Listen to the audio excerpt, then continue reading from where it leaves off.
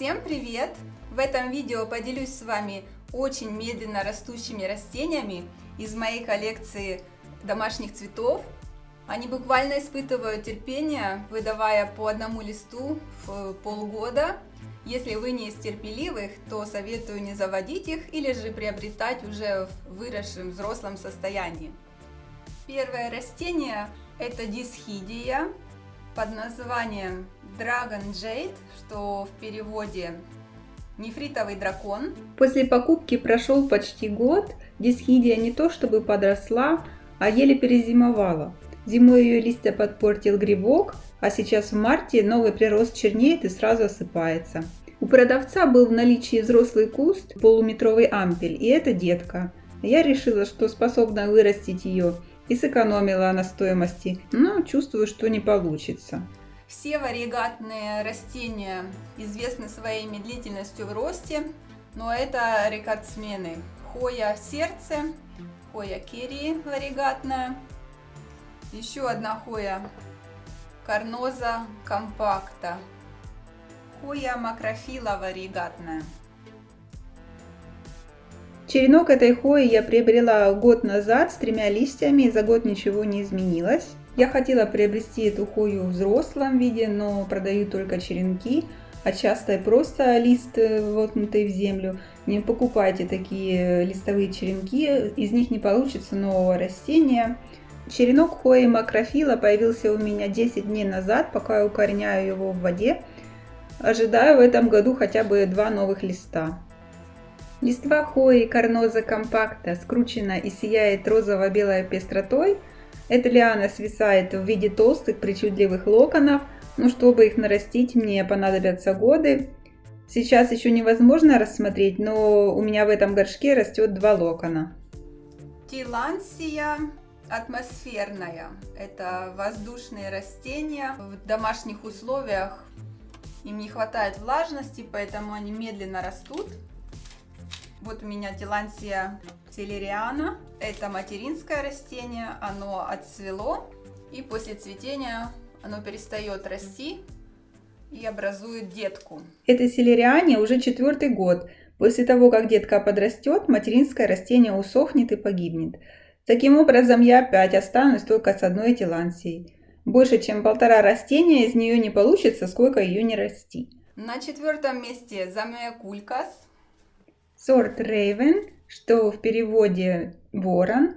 Замиокулькас высокодекоративный, с черным, как вороновье крыло, листом. За 3 года выращивания я дождалась прироста в 3 ветки. Третья еще совсем свежая, она вначале светло-зеленая, а затем темнеет, полностью черный. Обычный зеленый замиокулькас можно вырастить из листа, но я не советую пытаться это повторить с сортом Raven. 5-е медленно растущее растение – это Стефания. Она проснулась. Для Стефании нормально, когда сперва появляется стебель с круглыми листьями, а после чего развиваются корни. Чтобы нарастить такой каудекс, Стефании требуется много лет, поэтому не советую выращивать растения из семян. Можно размножить Стефанию из зеленого черенка, взятого с лианы в июне. Черенок нарастит каудекс уже в 1-й год. Одна из медленно растущих пальм. Ликуала грандис с огромными веерообразными круглыми листьями. Требует влажности воздуха не менее 70%, у меня 50-60%, поэтому через 2 недели после покупки начали сохнуть кончики листьев. Я знала о ее вредном характере, но это одна из немногих миди-пальм, которая не упрется в потолок через 3 года.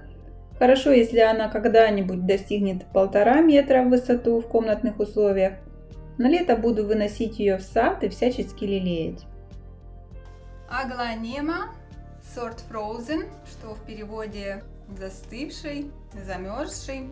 Так оно и есть. Это неукорененный черенок, который я укореняю с прошлой осени. Он укоренился, но прироста нет. И в центре вместо нового листа я вижу бутон. То есть она собирается цвести. В предыдущем видео я рассказывала об полугодовом укоренении таиландских черенков аглонем. Это очень красивые растения, но если их покупать, то желательно уже подрощенные кустики, иначе любоваться ими получится только через пару лет терпеливого ухода. Очень медленно растущий кактус спиральной формы.